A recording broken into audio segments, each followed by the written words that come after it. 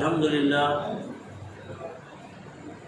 للہ وکفا والصلاة والسلام علی عباده الذین اصطفیٰ خصوصاً علی افضلهم وخاتم النبیین محمد الامین وعلی آلہ واصحابہ اجمعین اما بعد قال اللہ تبارک و تعالی کما ورد فی سورۃ آل عمران اعوذ باللہ من الشیطان الرجیم بسم اللہ الرحمن الرحیم کل نفس ذائقۃ الموت وإنما توفون أجوركم يوم القيامة فمن زحزح عن النار وأدخل الجنة فقد فاز وما الحياة الدنيا إلا متاع الغرور صدق اللہ العظیم رب اشرح لي صدری ویسر لي امری واحلل عقدۃ من لسانی یفقهوا قولی اللهم علمنا رشدنا واعصمنا من شرور انفسنا آمین یا رب العالمین۔ محترم و مکرم برادران اسلام، اس وقت کی ہماری گفتگو کا موضوع ہے فکر مستقبل۔ لفظ مستقبل سے ہم سب واقف ہیں اور اس کا مفہوم ہے آنے والا وقت، اور ہم سب اپنے اور اپنے اہل و عیال کے مستقبل کی فکر کرتے ہیں۔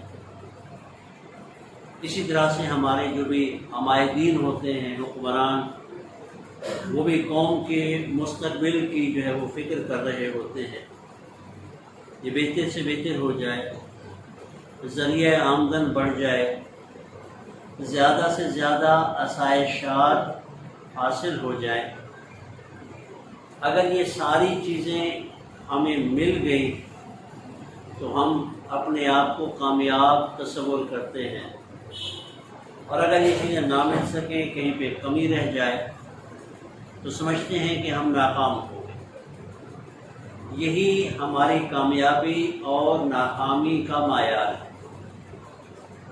یعنی اس دنیا کے اندر جو ہماری زندگی ہے، اس میں جو آنے والا وقت ہے اسے ہی ہم اپنا مستقبل قرار دیتے ہیں اور اسے بہتر سے بہتر کرنے کی کوشش میں لگے ہوئے ہیں۔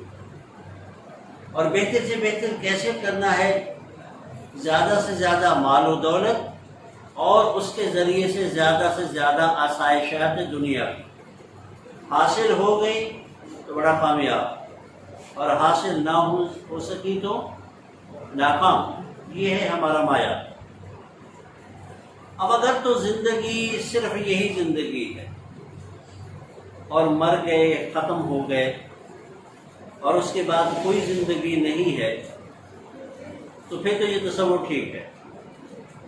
اس میں جو کامیاب ہو کامیاب، اس میں جو ناکام ہو ناکام۔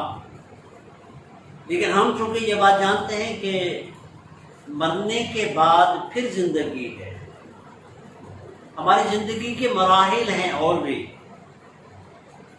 کیا یہ جو مرنے کے بعد کی زندگی ہے، کیا وہ ہمارا مستقبل نہیں ہے؟ کیا وہ وقت ہمارے اوپر نہیں آنے والا؟ اور کیا اس مستقبل کے حوالے سے ہم نے کوئی فکر کی ہے؟ اگر تو اسے بھی مستقبل سمجھتے ہیں اور اس کے حوالے سے فکر کرتے ہیں پھر تو بات ٹھیک۔ اور اگر مستقبل میں صرف اسی دنیا کی زندگی کو شامل کرتے ہیں اور اسی کی کامیابی کو کامیابی، اسی کی ناکامی کو ناکامی سمجھتے ہیں تو پھر خسارہ۔ سورۃ الکہف کے اندر اللہ تعالیٰ نے اسی حقیقت کو ہمارے سامنے رکھا ہے۔ قُلْ هَلْ نُنَبِّئُكُمْ بِالْأَخْسَرِينَ أَعْمَالًا، اے نبی صلی اللہ علیہ وسلم ان انسانوں کو بتا دیجئے کہ کیا میں تمہیں بتاؤں، کیا میں تمہیں آگاہی دوں اس بات کی کہ عمل کے اعتبار سے سب سے زیادہ خسارے والا کون ہے؟ الذین ضل سعیہم فی الحیات الدنیا، وہ لوگ کہ جن کی ساری سعی، بھاگ دوڑ، محنت، فکر دنیا کی زندگی میں گم ہو گئی۔ وَهُمْ يَحْسَبُونَ أَنَّهُمْ يُحْسِنُونَ صُنْعًا، اور وہ گمان یہ کرتے رہے کہ ہم بڑے کامیاب جا رہے ہیں۔ اگر ہم تجزیہ کریں تو ہماری بھی صبح شام کی فکر کیا ہے؟ ہماری جو بھی محنتیں ہیں صبح شام کی، دن رات کی، وہ کس زندگی کے حوالے سے ہیں؟ کس کو بہتر سے بہتر کرنا ہے؟ اس دنیا کی زندگی کو بہتر سے بہتر کرنا ہے۔ اور ظاہر سی بات ہے کہ جب محنت کریں گے تو اس کا کوئی نہ کوئی رزلٹ تو نکلے گا، انسان آگے جائے گا، اور پھر انسان سمجھتا ہے کہ ہے جو آگے چلا گیا اس میں اتراتا ہے کہ نہیں اتراتا، اپنے آپ کو کامیاب تصور کرتا ہے کہ نہیں کرتا۔ میں فلاں جگہ پہ تھا، آج میں یہاں پہ پہنچ گیا، میں نے بڑی محنت کی، میں نے بڑی کوشش کی، میں نے جو ہے وہ لوگ بھی کہیں گے جی کہاں سے کہاں پہنچ گیا ہے، بڑا قابل ہے، بڑا جو ہے وہ ذہین ہے، فطین۔ یہ ہے وہ حقیقت جو اللہ تعالیٰ نے ہمارے سامنے رکھی ہے۔ قُلْ هَلْ نُنَبِّئُكُمْ بِالْأَخْسَرِينَ أَعْمَالًا، عمل کے اعتبار سے خسارے میں جانے والا۔ الَّذِينَ ضَلَّ سَعْيُهُمْ فِي الْحَيَاةِ الدُّنْيَا، وہ لوگ کہ جن کی ساری صحیح بھاگ دوڑ حیات دنیا، دنیا کی زندگی کے اندر گم ہو۔ وَهُمْ يَحْسَبُونَ أَنَّهُمْ يُحْسِنُونَ صُنْعًا، اور وہ سمجھتے یہ رہے کہ وہ بڑے کامیاب جا رہے ہیں۔ دیکھیے اللہ تعالیٰ نے سورہ آل عمران آیت نمبر 185 کے اندر فرمایا، جو شروع میں نے آپ کے سامنے تلاوت کی، کُلُّ نَفْسٍ ذَائِقَةُ الْمَوْتِ، ہر جان نے مر جانا ہے، اس کا کوئی انکار کرنے والا پیدا نہیں۔ لیکن اس کے بعد کیا ہے؟ پھر مرنے کے بعد پھر زندگی۔ ثم توفون اجورکم یوم القیامہ، پھر تمہیں دنیا کے اندر کیے گئے اعمال کی بنیاد پر قیامت کے روز پورے بدلے دیے جائیں گے۔ فمن زحزح عن النار وادخل الجنۃ فقد فاز، جو کوئی بچا لیا گیا آگ سے اور داخل کر دیا گیا جنت میں، وہ ہے کامیاب۔ وما الحیات الدنیا الا متاع الغرور، اور نہیں ہے دنیا کی زندگی مگر دھوکے کا سامان۔ یہ دنیا کس نے بنائی؟ اللہ تعالیٰ نے۔ ہمیں کس نے پیدا کیا؟ اللہ تعالیٰ نے۔ بھیجا یہاں پہ کس نے؟ اللہ تعالیٰ نے۔ اور اسی کا یہ فرمان ہے، نہیں ہے دنیا کی زندگی مگر دھوکے کا سامان۔ بھیجا کیوں کیا؟ آزمائش کے لیے بھیجا گیا۔ یہ پوری زندگی جو ہے آزمائش ہے، پوری زندگی آزمائش ہے۔ ہم نے اس دنیا کی زندگی کو کل زندگی سمجھ لیا، کل زندگی سمجھ لی۔ دیکھیے ہماری زندگی کے مراحل کیا ہیں، اس کو نوٹ کر لیجیے۔ آپ کے سامنے یہ بورڈ پہ میں نے لکھے ہیں۔ پہلا مرحلہ ہے ہماری زندگی کا جب ہماری ارواح کو پیدا کیا گیا۔ روح کی جمع ارواح، سب سے پہلے وہ پیدا کیا۔ پھر جب بچہ اپنی ماں کے پیٹ میں 4 مہینے کا ہوتا ہے تو عالم ارواح سے اس کی روح عالم دنیا کے اندر اس بچے کے اندر ڈال دی جاتی ہے۔ تو یہاں سے پھر شروع ہو جاتا ہے عالم دنیا، ہماری زندگی کا۔ پھر موت آ گئی تو ہم کہاں شفٹ ہو گئے؟ عالم قبر یا عالم برزخ۔ اعلان ہوتا ہے فلاں و فلاں کا باقضائے الہی انتقال ہو گیا۔ تو یہ انتقال ہونا کس چیز کا نام ہے؟ ختم ہو جانے کا نام ہے؟ منتقل ہو جانے کا نام، ختم ہو جانے کا نام نہیں ہے، منتقل ہو گیا۔ کہاں پہ منتقل ہو گیا؟ عالم قبر، ابو جہان ہے، اور وہاں پہ وہ شفٹ ہو گیا۔ پھر کیا ہے؟ کیا وہیں پہ چلے گئے ختم؟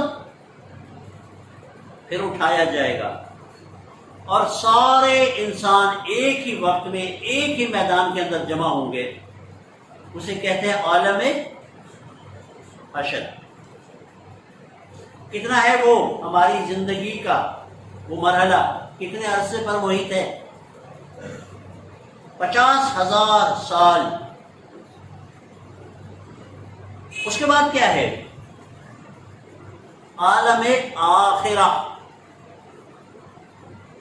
خوش نصیبوں کے لیے جنت ہے اور بد نصیبوں کے لیے جہنم۔ یہ ہے آخری سٹاپ ہماری زندگی۔ علامہ اقبال رحمہ اللہ نے اسے حقیقت کی طرف ہماری توجہ دے رہا ہے۔ تو اسے پیمانہ امروز و فردہ سے نہ ناپ۔ یہ آج کی جو زندگی سامنے ہے، زندگی کل زندگی یہی نہیں ہے، زندگی کو عنوانوں کی نظم ہے۔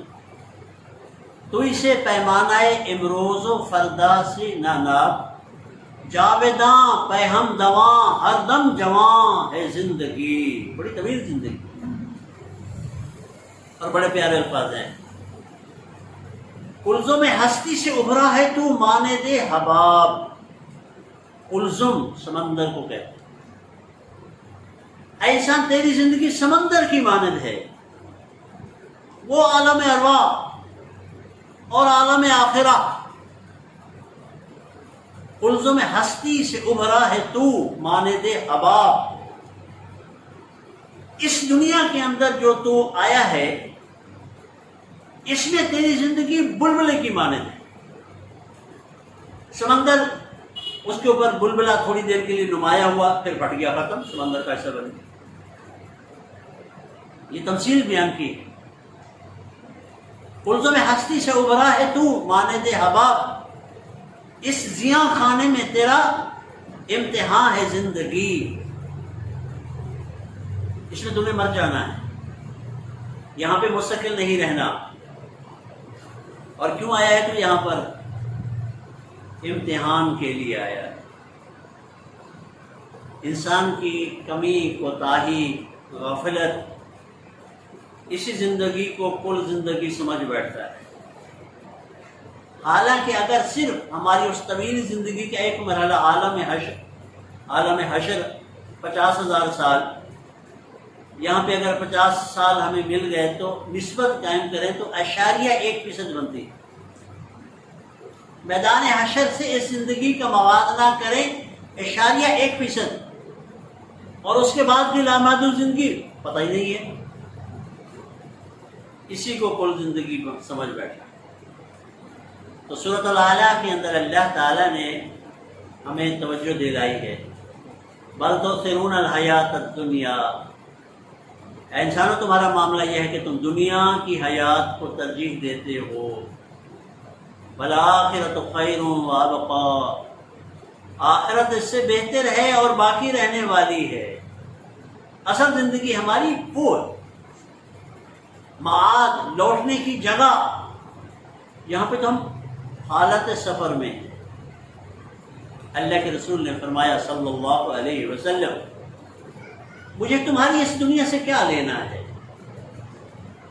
میری مثال تو ایک مسافر کی سی ہے جو کہیں سے سفر کرتے ہوئے آ رہا ہے، تھک جاتا ہے، کہیں سایہ دیکھتا ہے، تھوڑی دیر بیٹھ جاتا ہے، سستاتا ہے، اس کے بعد پھر اپنا سامان سمیٹ کر آگے چل دیتا ہے۔ تو یہ جو ہمارا سٹاپ ہے، یہ بس اتنی دیر کا ہے، ہم نے آگے جانا ہے۔ یہ ہماری منزل نہیں ہے، یہ سفر ہے۔ اور اس حوالے سے فرمایا آپ صلی اللہ علیہ وآلہ وسلم نے، من احب دنیا ہو اضر بآخرتہ۔ ایک حقیقت ہمارے سامنے رکھی ہے کہ جو شخص دنیا کو زیادہ محبوب کر لیتا ہے وہ اپنی آخرت کا نقصان کرتا ہے۔ ومن احب آخرتہ اضر بدنیا، اور جو اپنی آخرت کو محبوب رکھتا ہے تو اسے دنیا کا نقصان گوارا کرنا پڑے گا، اس کا نقصان ہوگا۔ اس کو محبوب کرتے ہیں تو اس کا نقصان ہوتا ہے، آخرت کو محبوب رکھتے ہیں تو اس دنیا کا نقصان ہوتا ہے۔ کیا کریں؟ عقل مندانہ دانش مندانہ طرز عمل کیا ہے؟ یہ عارضی ہے، اس کی پرواہ نہ کریں، وہ دائمی ہے، اس کی پرواہ۔ تو آپ نے فرمایا فآثروا ما يبقى على ما يفنى، تم ترجیح دو اس کو جو باقی رہنے والی ہے اس پر جو فنا ہونے والی۔ اصل زندگی ہماری آخرت کی زندگی ہے۔ قرآن حکیم کے اندر کتنے ہی مقامات پر یہ حقیقت ہمارے سامنے رکھی گئی۔ قل متاع الدنیا قلیل، آخرت کے مقابلے میں دنیا کی کوئی حیثیت نہیں ہے، کوئی حیثیت نہیں۔ اللہ کے رسول نے فرمایا لو کانت الدنیا عند اللہ جناح بعوضہ، اگر ہوتی دنیا کی زندگی اللہ کے نزدیک مچھر کے پر کے برابر، ما سقا منہا کافرا شربۃ ماء، اللہ تعالی اس دنیا میں سے کسی کافر کو ایک گھونٹ پانی نہ دے۔ یہ ہے دنیا کی زندگی، اس کی حقیقت۔ اور یہ بہت سے مقامات پر قرآن پاک کے اندر بھی، احادیث مبارکہ کے اندر بھی ہمارے سامنے رکھی گئی ہے کہ دنیا کی زندگی کی کوئی حیثیت نہیں ہے آخرت کے مقابلے میں۔ قرآن حکیم کے کتنے ہی مقامات آتے ہیں، کتنے ہی مقامات آتے ہیں۔ احادیث مبارکہ، ایک مرتبہ آپ نے فرمایا صلی اللہ علیہ وسلم واللہ ما الدنیا فی الآخرۃ الا مثل ما یجعل اصبعہ فی الیم فلینظر بما ترجع، نہیں ہے، خدا کی قسم نہیں ہے دنیا کی زندگی، واللہ ما الدنیا فی الآخرۃ، خدا کی قسم، اللہ کے رسول فرما رہے ہیں اللہ کی قسم نہیں ہے دنیا کی زندگی آخرت کے مقابلے میں، مگر ایسے جیسے کوئی شخص تم میں سے اپنی انگلی سمندر میں ڈبوئے اور پھر اسے نکالے، اور ینظر بما ترجع، دیکھے کیا اس کے ساتھ لگایا، پانی لگا، اور اتنا پانی جو انگلی پہ لگ گیا اتنا سمندر میں سے کم ہوا کہ نہیں ہوا؟ باقی سمندر کیا ہے؟ آخرت۔ یہ جو انگلی پہ پانی لگایا یہ کیا ہے؟ دنیا۔ کون فرما رہے ہیں؟ نبی اکرم صلی اللہ علیہ وآلہ وسلم۔ یہ دنیا کی حیثیت ہمارے سامنے رکھی۔ ایک اور حدیث پاک کے اندر آتا ہے، اور حدیث قدسی ہے، آپ نے فرمایا کہ اللہ تعالیٰ نے فرمایا یا عبادی، اے میرے بندو، لو ان اولکم و آخرکم و جنکم و انسکم، اے انسانوں، اے میرے بندو، اگر تم جو موجود ہو وہ سارے کے سارے، تم سے پہلے جتنے انسان پیدا ہوئے تھے فوت ہو گئے، اس دنیا سے چلے گئے، وہ بھی آ جائیں، اور ابھی وہ انسان جو بھی پیدا ہونے ہیں وہ بھی آ جائیں، قوموا فی صعید واحد، اور نہ صرف انسان بلکہ جنات بھی سارے کے سارے ایک ہی وقت میں آ جائیں اور مجھ سے سوال کریں، ایک ہی میدان کے اندر کھڑے ہو، فسالونی، مجھ سے کچھ مانگیں، حاجات، یہ ضرورت، یہ ضرورت، یہ ضرورت، یہ مجھے یہ مل جائے، یہ مل جائے، یہ مل جائے۔ ذرا تصور کیجئے اگر ہمارے پاس یہ آپشن آ جائے کہ جو مانگنا چاہتے ہو تمہیں مل جائے گا، کیا مانگیں گے ہم؟ سوچیے ذرا کتنی بڑی لسٹ ہوگی، کیا مانگیں گے ہم؟ تو اللہ تعالیٰ کی طرف سے تمہیں آپشن مل جائے کہ مانگو جو مانگنا چاہتے ہو، وَآتَيْتُ كُلَّ إِنسَانٍ مَسْأَلَتَهُ، اور پھر میں ہر انسان کو دے دوں جو اس نے مانگا، جو اس نے مانگا. مَا نَقَصَ ذَلِكَ مِمَّا عِنْدِي، نہیں آئے گی کمی اس میں جو میرے پاس ہے، إِلَّا كَمَا يَنْقُصُ الْمِخْيَطُ إِذَا أُدْخِلَ الْبَحْرَ، مگر اتنی سی کہ جب کوئی سوئی سمندر میں ڈبوئی جائے اور اسے نکال لیا جائے تو سوئی نے جتنا سمندر کے پانی میں کمی کر ڈالی، جو کچھ میرے پاس ہے اس میں بس اتنی سی کمی آئے. سارے اکٹھے ہو گئے، سب نے جو کچھ مانگا ان کو مل گیا. سوچیے ذرا کتنا ہوگا، وہ کتنا ہوگا ذرا. اور یہ سارا کا سارا اتنا ہے کہ جیسے سوئی سمندر کے پانی کو کم کر ڈالے. تو اللہ کے پاس جو کچھ ہے وہ کتنا ہے، وہ سارا کا سارا کہاں ہے، وہ آخرت کے اندر ہے، آخرت کے اندر. تو یہ جو فکر مستقبل ہے اپنا اور اپنے بچوں کا، کیا اس میں ہم وہ وقت شامل کرتے، قبر شامل کرتے؟ ہماری قبر کی زندگی کیسی ہوگی؟ اللہ کے رسول نے فرمایا کہ نہیں فرمایا؟ قبر جنت کے باغوں میں سے ایک باغ ہے یا جہنم کے گڑھوں میں سے ایک گڑھا ہے. کبھی احادیث کے اندر دیکھا ان کی کیفیات جو بتائی گئی ہیں، انسان کس کیفیت میں ہوگا وہاں پر؟ کوئی فکر ہے اپنی یا اپنے ان پیارے پیارے بچوں کی جن کے لیے دنیا کے اندر دن رات ایک کر دیتے ہیں، چھوٹی سی تکلیف نہیں سہتے ان کی، اور قبر میں اس کے کس کے حوالے کر رہے ہیں، اس کی آپ کی فکر کر رہے ہیں. پھر آگے میدان حشر، اتنی طویل زندگی، اس کے لیے ہم کیا کر رہے ہیں؟ مستقبل کی فکر ضرور کیجیے، اچھی بات ہے. مستقبل کی فکر ضرور کیجیے، اچھی بات ہے، لیکن یہ بھی تو جانیے کہ مستقبل ہے کیا. جن لوگوں کا یہ خیال ہے کہ بس دنیا کی زندگی ہی کل زندگی ہے، اگر وہ یہ سوچ رہے ہیں تو پھر تو ٹھیک ہے، لیکن ہمارا کیا خیال ہے کہ کل زندگی یہی نہیں ہے. آگے ہمارے مراحل ہیں، عالم قبر ہے. اب تک جو انسان وفات پا چکے وہ کہاں پہ ہیں، کون سے جہان میں ہیں؟ عالم قبر میں. تو کتنا عرصے سے رہ رہے ہیں وہ وہاں پر؟ کتنا عرصے سے؟ ہزاروں سال سے، ہزاروں سال سے. عالم قبر یا عالم برزخ، وہاں پہ رہ رہے ہیں. کیا وہ زندگی نہیں ہے؟ پھر عالم حشر 50,000 سال، عالم آخرت لامحدود. کبھی اس مستقبل کے بارے میں سوچا؟ وہ کیا ہے؟ وہاں کی کامیابی کیا ہے؟ وہاں کی ناکامی کیا ہے؟ ہمارے یہاں معاملہ کیا ہے؟ موت کے نام سے گھبراتے ہیں. کیا نہیں آنے والی موت؟ موت کا نام نہ لو.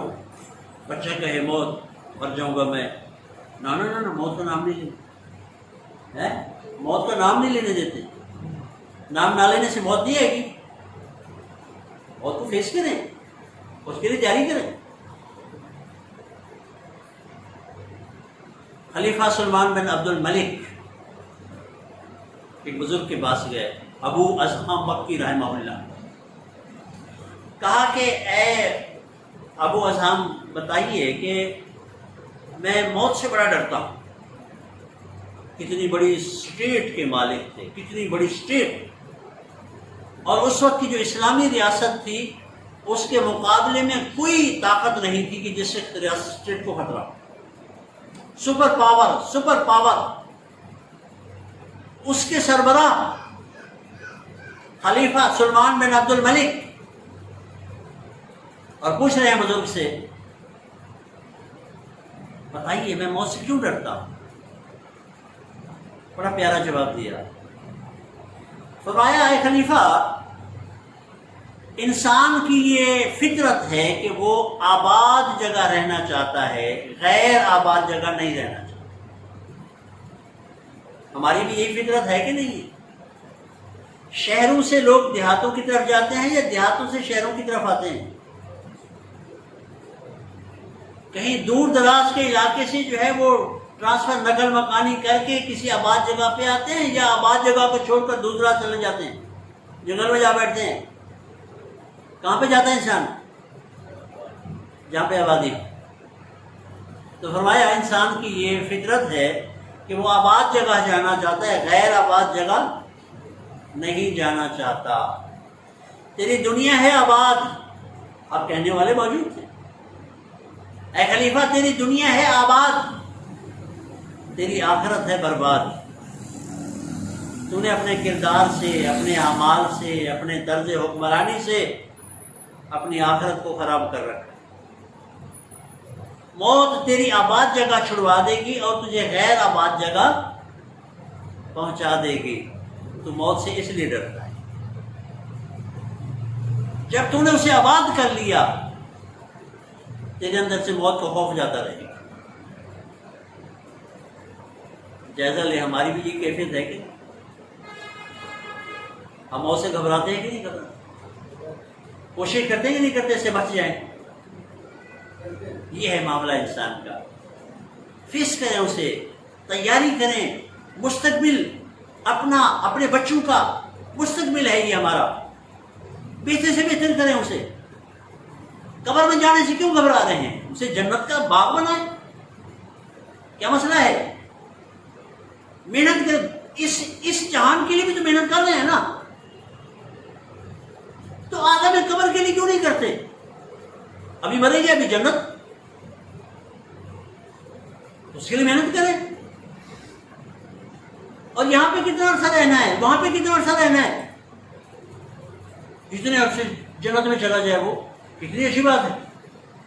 یہ سوچ کیوں نہیں آتی ہمیں؟ میدان اثر 50,000 سال بڑی آسانی کے ساتھ گزر جائیں، وہ بھی تو کیفیات ہیں، اس کے لیے تیاری کیوں نہیں کرتے؟ ان سارے حقائق کو مانیں اور اس کے مطابق تیاری کریں۔ اللہ کے رسول نے فرمایا آخرت کے حوالے سے، کل امتی یدخلون الجنۃ الا من ابا، میرے تمام امتی جنت کے اندر جائیں گے سوائے ان کے جو میرا امتی ہونے کے باوجود جنت میں جانے سے انکار کرتے، الا من ابا۔ قیل ومن یابا یا رسول اللہ، ہمارے دل میں بھی خیال آیا ہوگا کوئی جنت میں جانے سے انکار کرے گا؟ کوئی ہوگا ایسا؟ فرشتے کہیں اسے جنت میں لے جاؤ، وہ کہے میں جنت نہیں جاتا، کوئی ہوگا ایسا؟ تو صحابہ نے پوچھا قیل ومن یابا یا رسول اللہ، اے اللہ کے رسول کیا کوئی جنت میں جانے سے بھی انکار کرے گا؟ تو آپ نے اپنی بات کا مطلب سمجھایا تھا، قال من اطاعنی دخل الجنہ، میرا امتی ہو کر میری اطاعت بھی کرے،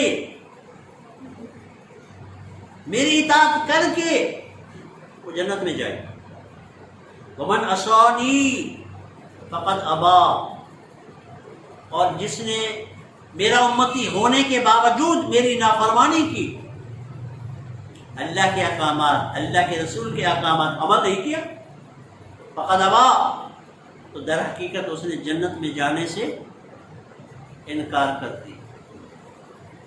دیکھیے یہ کلمہ طیبہ کیا ہے؟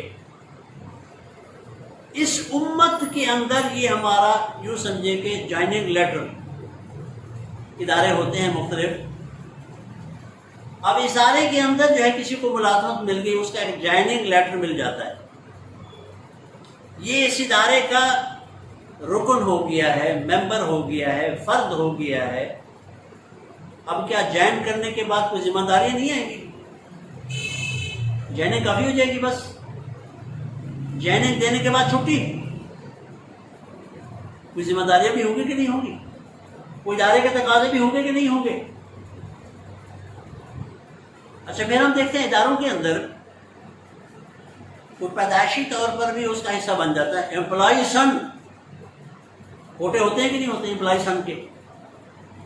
تو امپلائی سن کے کوٹے ہوتے ہیں کہ کوئی پہلے سے ہی کسی ادارے کا امپلائی ہے تو اس کا بیٹوں میں سے بھی کسی کو یا بیٹی کو وہیں پہ آٹومیٹکلی ملازمت مل جائے گی.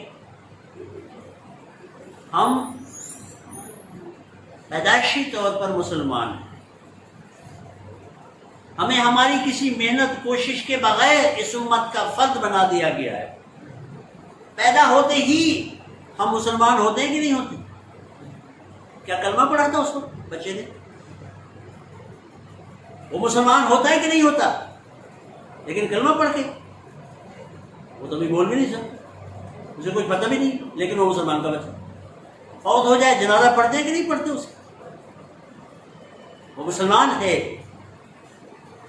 پیدائشی طور پر ہم مسلمان ہیں، پیدائشی طور پر اس امت کے فرد ہیں ہم، یہ اللہ کا کرم ہے.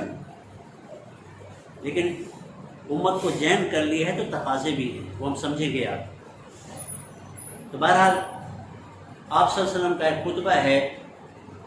آپ نے جب اپنی دعوت کا آغاز فرمایا تو خاندان بنو ہاشم کو جمع فرمایا اور ان کے سامنے یہ بات رکھی. بڑا پیارا انداز ہے، آغاز جو ہے نا بڑا پیارا ہے. آپ نے فرمایا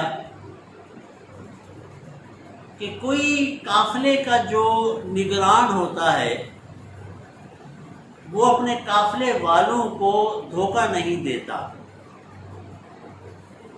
خدا کی قسم اگر میں ایسا ہوتا کہ تمام لوگوں سے جھوٹ بولنے والا ہوتا تب بھی تمہارے ساتھ جھوٹ نہ بولتا.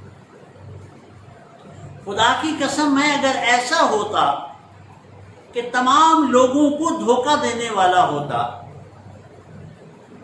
تب بھی تمہیں دھوکہ نہ دیتا. اور وہ حقیقت کیا رکھے ان کے سامنے؟ واللہ لا تموتن کما تنامون، خدا کی قسم تم پر موت آ جائے گی جیسے تم روزانہ رات کو سو جاتے ہو. ثم لتبعثن کما تستيقظون، پھر لازماً تمہیں اٹھایا جائے گا جیسے تم روزانہ اس دنیا میں صبح کو اٹھ کھڑے ہو. ثم لتحاسبن بما تعملون، پھر جو کچھ تم نے اس دنیا کے اندر کیا ہوگا اس کا حساب کتاب ہو، نیکیوں کا بدیوں کا ہر چیز کا حساب ہوگا. ثم لتجزون بالاحسان احسانا وبالسوء سوءا، پھر لازمت تمہیں بدلہ ملے گا نیکی کا نیک اور برائی کا برا بدلہ. وَإِنَّهَا لَجَنَّةٌ أَبَدًا أَوْ لَنَارٌ أَبَدًا، اور وہ بدلہ کیا ہے؟ جنت ہمیشہ ہمیشہ کے لیے یا پھر آگ ہے ہمیشہ ہمیشہ کے لیے. یہ اپنے خاندان کے سامنے یہ بات رکھی اور کتنے درد مندانہ انداز کے اندر یہ بات رکھی. آنکھیں کھل جانی چاہیے ہماری. حوض کوثر کا بھی ایک مرحلہ ہے، ذرا اس کی کیفیت کو بھی جان لیجیے. آپ نے فرمایا صلی اللہ علیہ وسلم میدان حشر کا ایک مرحلہ ہے حوض کوثر. تو اس حوالے سے آپ نے فرمایا کہ میں قیامت کے روز تمہارا انتظار کروں گا اپنے اس حوض پر. انی فرطکم علی الحوض من مر علی شرب، جو میرے پاس آئے گا میرا امتی وہ میرے اس حوض سے پیے گا. ومن شرب لم یظمأ ابدا، اور جس نے میرے اس حوض سے پانی پی لیا میدان حشر کے اندر اسے کبھی پیاس نہیں لگے گی. اور 50,000 سال کتنی آسانی سے گزر جائے گی.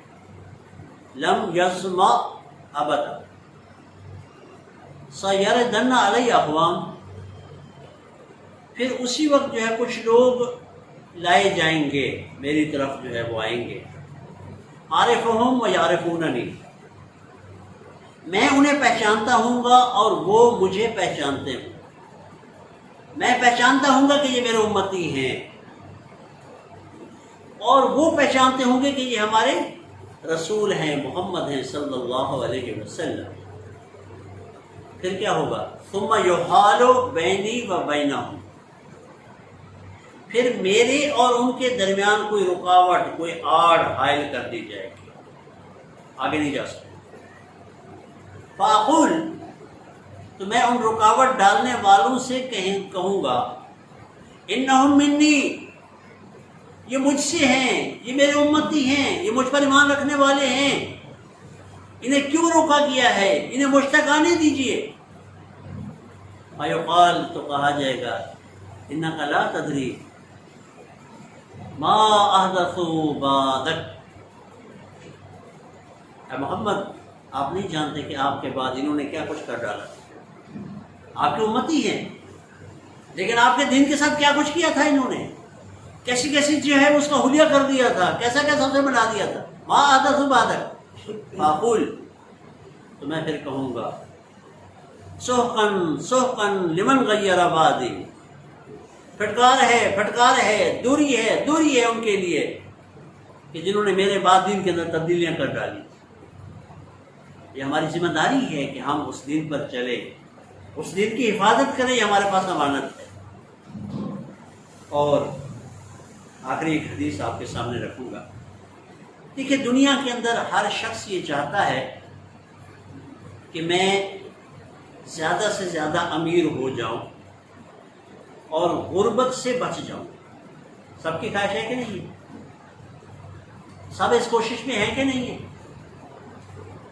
زیادہ سے زیادہ امیر ہو جاؤں اور غربت سے، مفلسی سے بچ جاؤں۔ اس حوالے سے ہر ایک کی کوشش ہے۔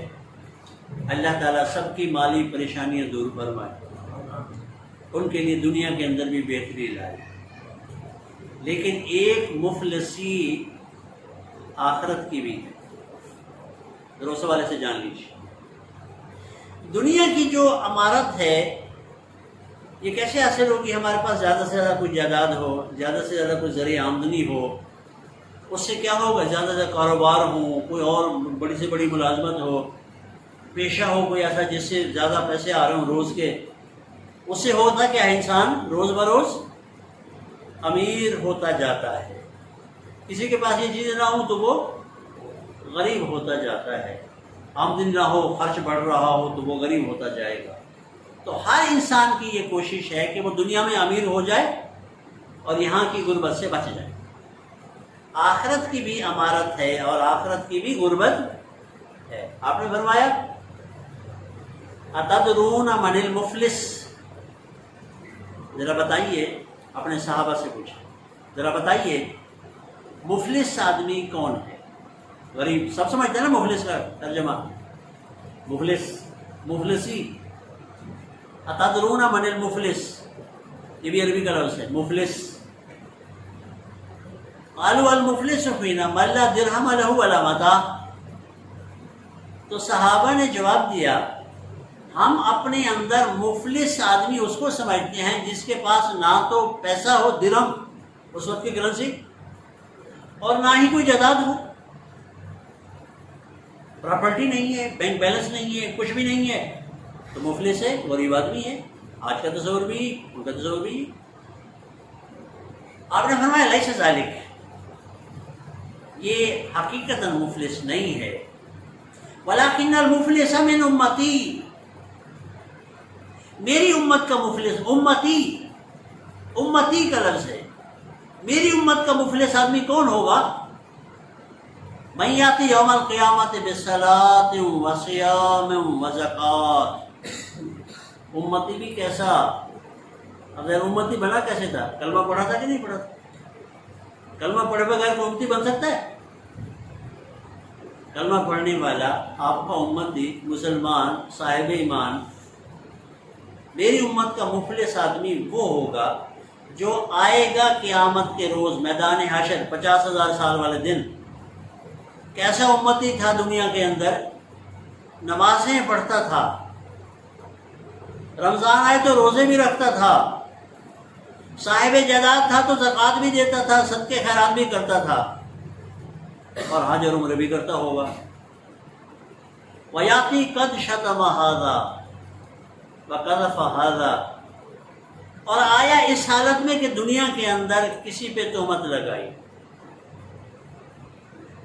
کسی کو گالی دی، وَأَكَلَ مَالَ هَذَا، کسی کا ناحق مال کھایا تھا، وَضَرَبَ هَذَا، کسی کو ناحق مارا تھا، وَسَفَكَ دَمَ هَذَا، اور کسی کی جان لی تھی۔ ہمارے سارا دن کے کام کیا ہوتے ہیں؟ سوسائٹی کا اگر جائزہ لیا جائے، بحثیت مجموعی، ناحق طور پر کسی کا مال کھانے میں ہمیں کوئی رکاوٹ آتی ہے؟ کوئی ہے رکاوٹ؟ ملاوٹ، رشوت، چوری، ڈکیتی، ملکی وسائل لوٹ کر کھا جانا، یہ ہمارا محبوب ترین پسندیدہ ترین مشغلہ ہے، ملکی وسائل، اور پتہ نہیں کیا کچھ طریقے ہم نے اختیار کر رکھے۔ وَيَأْتِي قَدْ شَتَمَ هَذَا وَقَذَفَ هَذَا وَضَرَبَ هَذَا وَسَفَكَ دَمَ هَذَا وَأَكَلَ مَالَ هَذَا، کسی کا مال کھایا، کسی کی عزت لوٹی، کسی کو گالی دی، کسی پہ تہمت لگائی، کسی کے ساتھ کیا معاملہ کیا۔ اب سنیے ذرا، وَيُؤْتَى هَذَا مِنْ حَسَنَاتِهِ وَهَذَا مِنْ حَسَنَاتِهِ، اب وہ حقدار پہنچیں گے میدان حشر کے اندر، اپنا حق مانگیں گے تو دے دیا جائے گا فلاں کو بھی، اس کو بھی اس کی نیکیوں میں سے۔ حسنات، کون سی نیکیاں؟ وہ نمازیں، وہ روزے، وہ صدقے خیرات، وہ زکاتیں، وہ حج عمرے۔ وَيُؤْتَى هَذَا مِنْ حَسَنَاتِهِ وَهَذَا مِنْ حَسَنَاتِهِ، دے دو اس کو بھی اس کی اتنی نیکیاں، اس کو اتنی نیکیاں دے دو۔ فَإِنْ فَانِيَتْ مِنْ قَبْلِ أَنْ يُقْضَى مَا عَلَيْهِ، اگر اس کی نیکیاں ہو گئیں ختم اس سے پہلے کہ اس کے ذمے حساب باقی تھا۔ لینے والے کھڑے ہیں، ذرا سوچیے تو صحیح، ذرا تصور کیجیے، یہ جو ملکی وسائل ہوتے ہیں اسے کہتے ہیں پبلک پراپرٹی۔ ملکی وسائل کو کیا کہتے ہیں؟ یہی ترجمہ کرتے ہیں نا انگریزی میں، پبلک پراپرٹی۔ پبلک کتنی پبلک ہے ہماری؟ 20 کروڑ سے اوپر۔ تو ملکی وسائل میں کتنے لوگوں کا حصہ ہے؟ 20 کروڑ۔ ملکی وسائل جو کھا گیا اس نے کتنے لوگوں کا پیسہ کھایا؟ ملکی وسائل جو لوٹ رہا ہے یہ ہمارے ارباب اقتدار، یہ ان کے لیے ہے۔ لمحہ فکریہ، اکلا مال ہاذا، تو یہ پوری پبلک کا مال کھایا کہ نہیں کھایا اس نے؟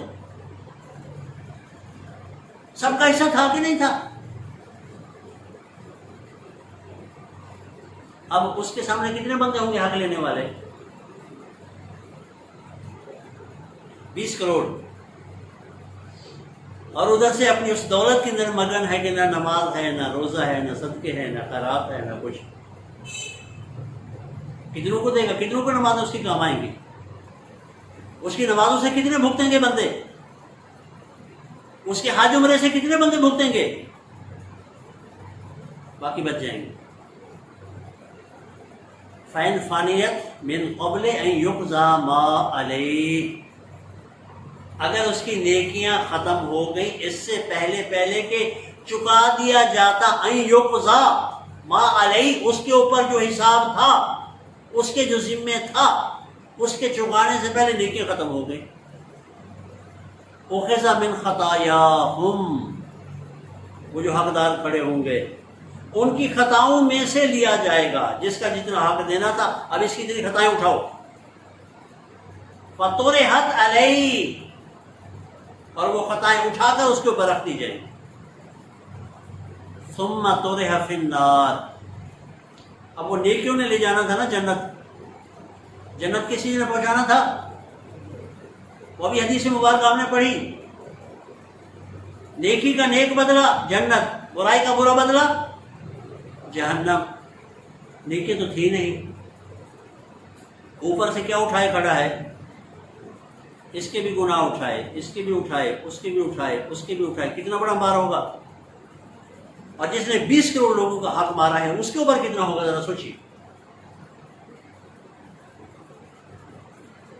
فَطُرِحَتْ عَلَيْهِ ثُمَّ طُرِحَ فِي النَّارِ، اور پھر اسے اٹھا کر آگ کے اندر ڈال دیا جائے۔ کس کے بارے میں فرمایا آپ نے صلی اللہ علیہ وسلم؟ کس کے بارے میں؟ اپنے امتی کے بارے میں، کلمہ گو کے بارے میں۔